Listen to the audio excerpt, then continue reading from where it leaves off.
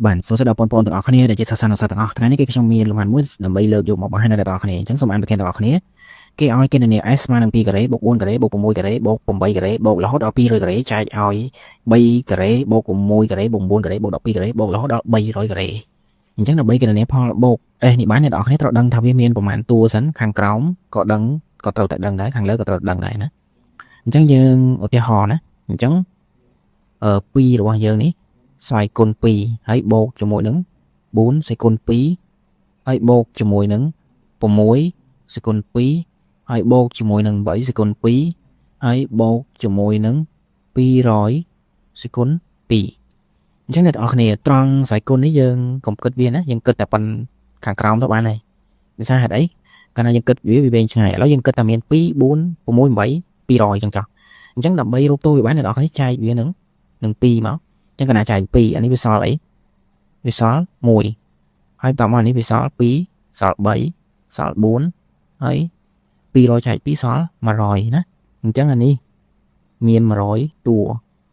អញ្ចឹងតាមមកភាគបែងម្ដងភាគបែងគឺ3ការ៉េបូក6ការ៉េបូក9ការ៉េបូក12ការ៉េបូកឲ្យ300ការ៉េអញ្ចឹងអានេះគឺដូចគ្នាដែរនេះភាគ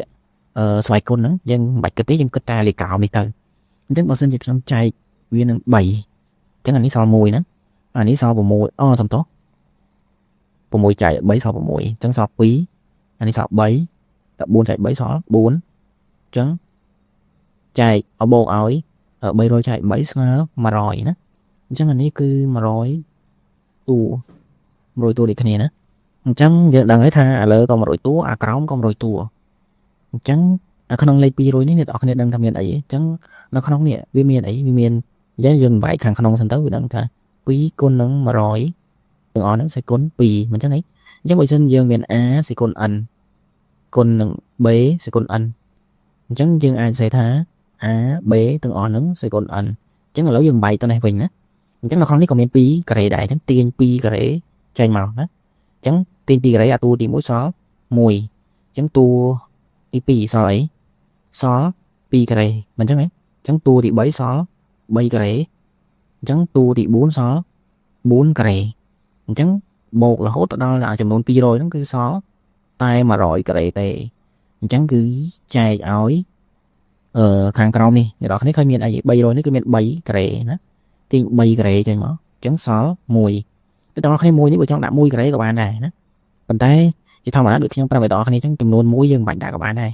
អញ្ចឹងយើងអាចបូកជាមួយ6ចាប់3ចេញហើយនៅសល់2ការ៉េបូកឲ្យ9ចាប់3ចេញសល់3ការ៉េ12ចាប់3ចេញសល់4ការ៉េអញ្ចឹងបូករហូតដល់100ការ៉េចឹងអ្នកនរគ្នាឃើញដូចគ្នារត់ពី1ដល់100ដូចគ្នាអញ្ចឹងសម្រួលតែនឹងចោលទៅវាទៅជាអីគេរបស់យើងអញ្ចឹងគឺសល់2ការ៉េ